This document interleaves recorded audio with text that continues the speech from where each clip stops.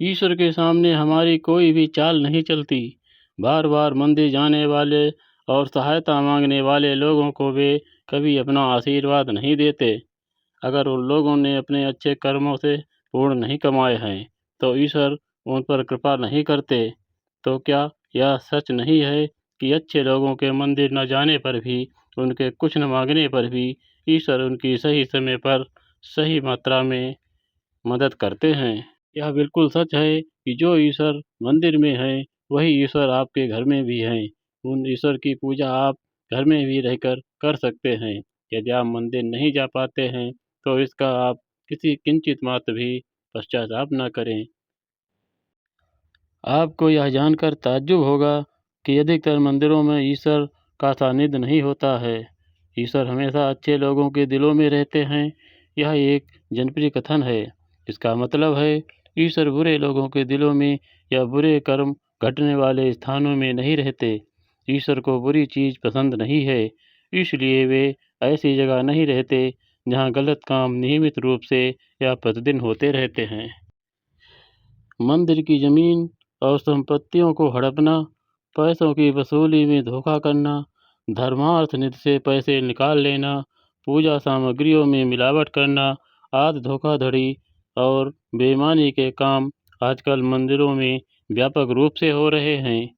मंदिरों में पूजा विधियों को संपन्न करने वाले पुजारी भी हृदय से शुद्ध नहीं हैं। जब मंदिरों में इतने सारे पाप कार्य हो रहे हैं, तो हम वहाँ ईश्वर की उपस्थिति की अपेक्षा कैसे कर सकते हैं?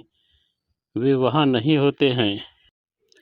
अगर ईश्वर बार बार मंदिर जाने वालों की प्रार्थनाओं को मानते हैं, तो ईश्वर के सन्मुख पवित्र मंत्रों का उच्चारण कर अपना ज़्यादातर समय उनके सन्मुख बिताने वाले मंदिर के पुजारी को अधिक उपकृत होना चाहिए। ईश्वर से उनको बेहतरीन पुरस्कार मिलने चाहिए। भगवान कृष्ण जी के भक्त कनकदास को उनकी हीन जात के कारण मंदिर में प्रवेश करने से रोका गया था, पर कृष्ण जी ने उन्हें दर्शन देने के लिए स्वयं अपनी मूर्ति को उस भक्त की तरफ घुमाकर उसके प्रति अपना स्नेह व्यक्त किया था। प्रार्थना करने से मिलने वाले लाभ से 100 गुना अधिक लाभ हमें अच्छे कर्म करने से मिलता है।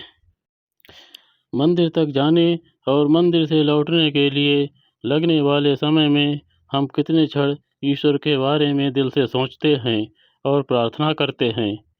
जब मूर्ति की कर्पूर आरती उतारी जाती है, तब कुछ क्षणों के लिए हम ईश्वर के बारे में सोचते हैं।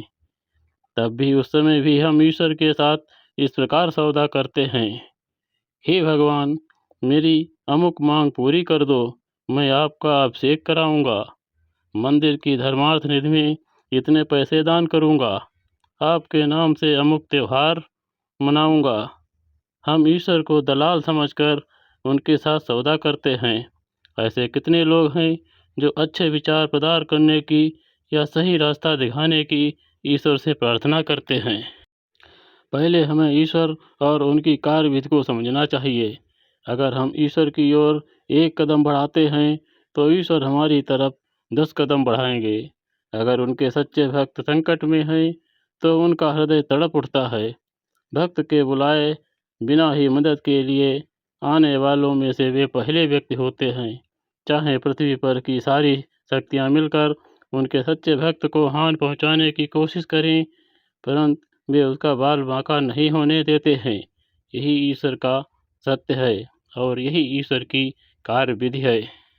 आपने यह वीडियो अंत तक देखा, इसके लिए आपको बहुत बहुत धन्यवाद।